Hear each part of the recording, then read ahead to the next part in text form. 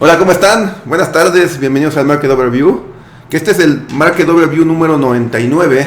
Estamos a punto de conseguir las 100 transmisiones consecutivas semanales que hacemos en vivo, y pues por supuesto es un esfuerzo que hacemos con mucho gusto para efectos de poder seguir promoviendo la cultura financiera y bursátil, y pues bueno, darles a conocer a ustedes cuáles son los eventos más importantes de la semana, y obviamente pues todo lo que tiene que ver en cuestión de las carteras que gestionamos.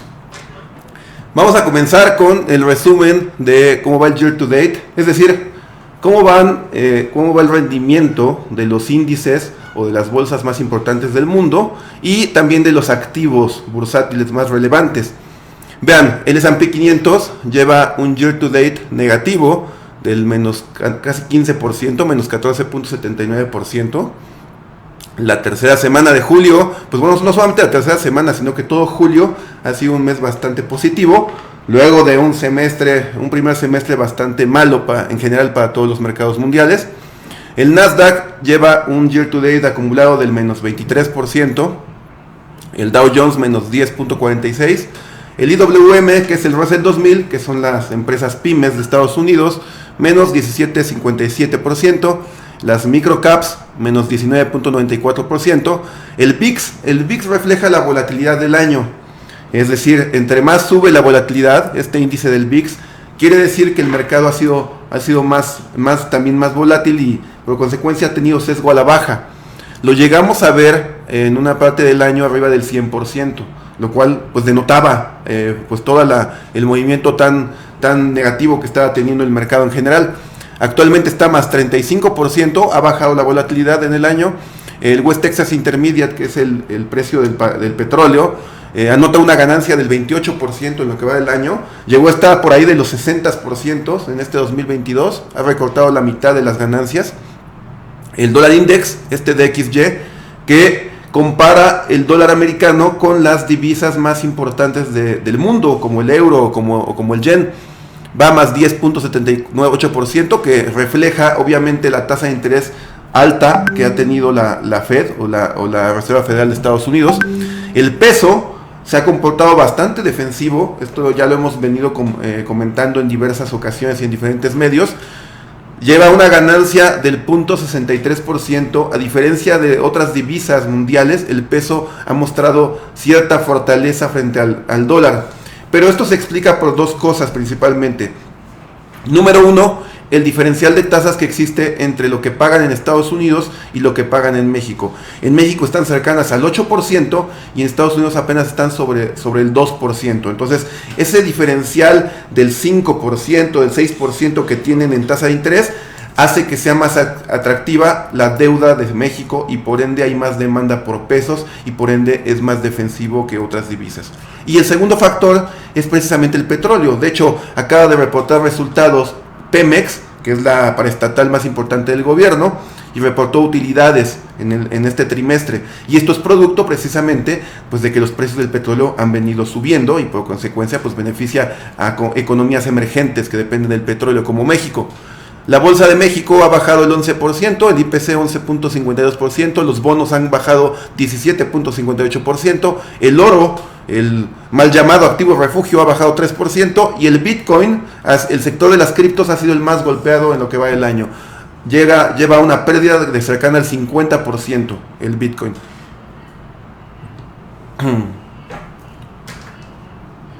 Y bueno, hemos tenido una serie de reportes en lo que va de la semana y en lo que va del mes. El día de hoy, va a haber dos reportes muy importantes de dos gigantes muy relevantes, que es Apple y que es Amazon. Pero ya pasaron en esta semana también otros reportes que fueron también muy importantes, que son precisamente el de Google y el de Microsoft, que ahorita vamos a platicar sobre ellos. Pero antes, un anuncio que vimos el día de ayer que era muy relevante, era la subida en tasas que hizo la Fed. La Fed es la Reserva Federal de Estados Unidos, es el Banco Central de Estados Unidos y por ende el banco central más importante del mundo. Y ayer la Fed subió, como esperaba el consenso, la tasa de interés. ¿Cuánto la subió? La subió 0.75%. Actualmente ya está una tasa anual por el 2.25%. en Estados Unidos. La han venido subiendo, ya lo hemos comentado, para efectos de combatir la inflación, para efectos de que baje los precios y que no afecte tanto la economía americana y por consecuencia la economía mundial. Entonces, el mercado tenía miedo de que la Fed fuera a ser muy agresiva y subiera 1% la tasa. O también tenía miedo de que fuera muy tímida y la subiera nada más 0.50%. Ninguna de las dos situaciones era buena, porque en 0.50 querría decir que no estaba tomando tan en serio este problema de la inflación, y subirla a 1% que querría decir que estaba siendo muy agresiva y podía desacelerar la economía. Entonces 0.75 es lo que querían todos, la subió de esa forma y ha tenido un desempeño por eso también positivo el mercado.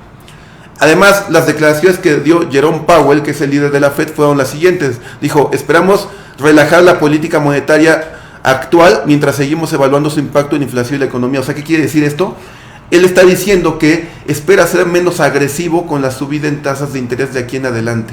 Entonces el mercado ya no tiene esa preocupación de que vaya a subir la tasa demasiado fuerte y pueda parar la economía, y por lo tanto, pues, por eso se veían las caídas fuertes en el mercado bursátil. Ahorita que ya dijo, bueno, vamos a irnos más tranquilos con la política monetaria, no vamos a subir tanto la tasa de interés, la economía va bien, y todo este speech de que la inflación es transitoria, pues le ha ayudado al mercado, y eso es lo que ha generado un optimismo en este mes.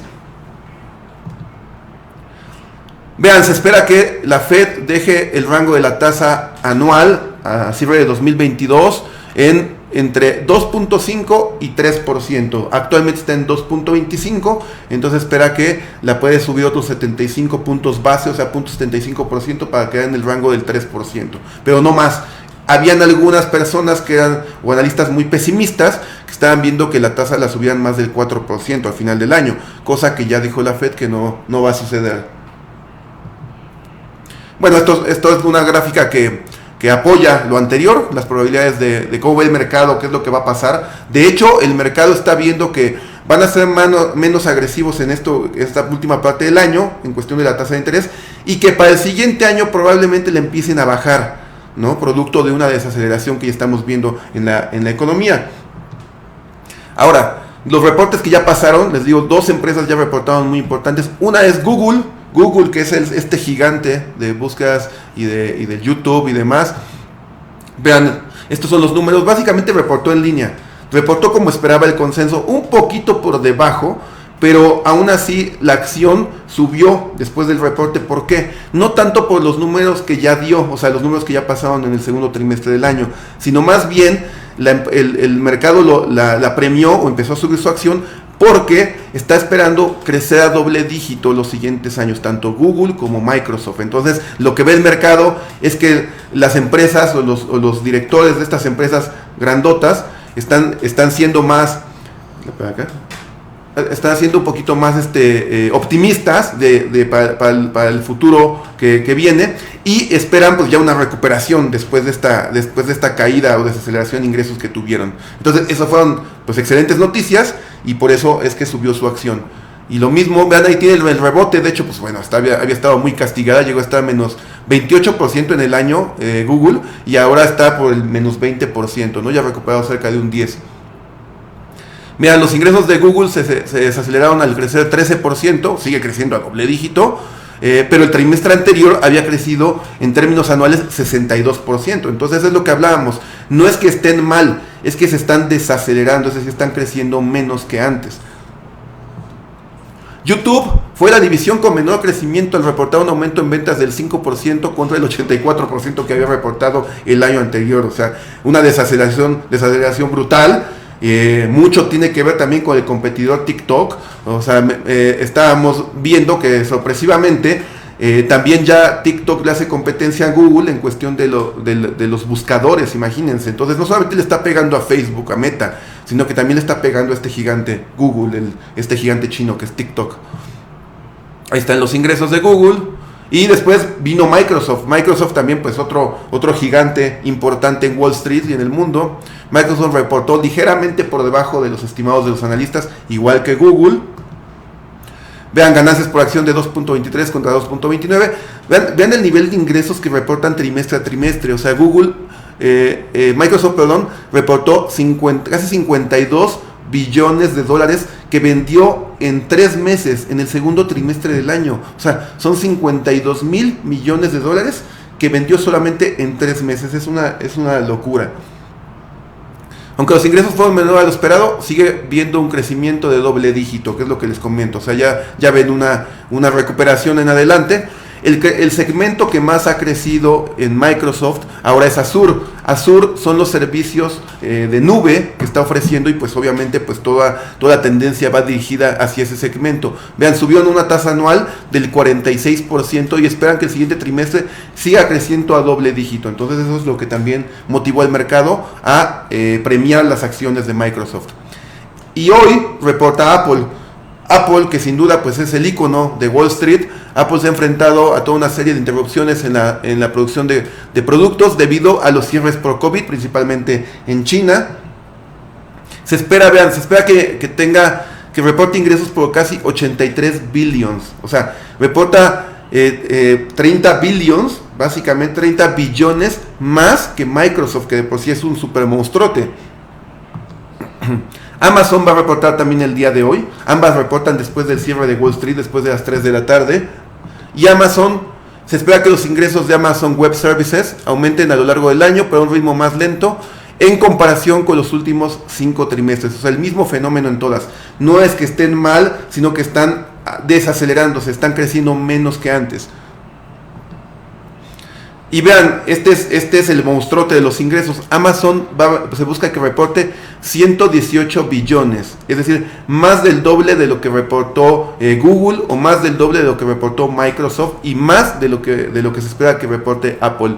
Amazon es un monstruote enorme, que bueno, sus ingresos son mayores que el PIB de muchos países del mundo. Y hablando de PIB, ya se dio a conocer también el PIB del segundo trimestre de Estados Unidos. Es el crecimiento del Producto Interno Bruto, que es el indicador más relevante o más importante cuando uno mide el desempeño económico de un país. Y como se esperaba, ya se venía temiendo, ya hemos venido con este rollo de la recesión desde inicios de año, que es lo que ha venido adelantando el mercado y por eso se ha caído. El mercado ya venía anticipando que la economía americana reportara nuevamente un decrecimiento en su actividad económica, en el PIB, y por lo tanto que ya tras reportar 2 trimestres consecutivos de bajada en PIB, ya entraba oficialmente en la recesión que todos temían. Y eso es cosa que ya está sucediendo el día de hoy. Ahora la cuestión es, ¿y por qué está subiendo el mercado? Pues bueno, el mercado está subiendo porque, como lo que siempre hemos comentado, el mercado se adelanta a la economía. Entonces, antes de que pasara que la economía efectivamente se contrajera, que efectivamente tuviera un decrecimiento, el mercado se empezó a caer. La economía todavía estaba bien a inicios de año. Ahora que ya se materializa el hecho de que la economía efectivamente decreció, el mercado sube. Eso quiere decir, a eso nos referimos cuando hablamos de que el mercado lo tiene descontado. El mercado ya descontó en sus precios esos hechos negativos que estamos viendo ya materializados. Y cuando el mercado empieza a subir a pesar de un hecho económico negativo, quiere decir que efectivamente ya lo tenía descontado, y es lo que estamos viendo el día de hoy. El mercado está subiendo nuevamente después del anuncio de ayer de la Fed, y a pesar de este decrecimiento en el PIB de Estados Unidos. Vean, cuarto trimestre del 2021 creció 6.9%. Primer trimestre del 2022 decreció 1.6%, segundo trimestre del 2022 decrece 0.9%. Se confirma esa doble caída en el Producto Interno Bruto trimestral, y por lo tanto esa recesión que todo el mundo teme, pero que el mercado ya tenía descontada. Ahora, aquí a la pregunta de si estamos en recesión, pues bueno, les digo, el concepto como generalizado es que 2 trimestres consecutivos de bajas es recesión, pero el gobierno de Estados Unidos ha salido a defender obviamente su economía, y con declaraciones que ha hecho el propio presidente de Estados Unidos, ellos dicen que no lo están viendo en realidad como una recesión. ¿Por qué? Y es un argumento bastante válido. El mercado laboral en Estados Unidos está cerca del pleno empleo. Casi se recuperan al 100% todos los trabajos que se perdieron en la crisis del COVID. Entonces, históricamente nunca ha habido una recesión fuerte con un alto empleo en Estados Unidos. Tiene toda la lógica del mundo, ¿no? O sea, no podríamos esperar que las condiciones sean muy, muy malas en Estados Unidos y el empleo está alto. Si fuera lo contrario, que tenemos Producto Interno Bruto negativo 2 trimestres y el empleo está en el suelo, pues entonces obviamente sí hablaríamos de condiciones distintas. Pero por eso la Casa Blanca se mantiene con que no lo ve como una recesión, o al menos no lo ve como algo grave para la economía.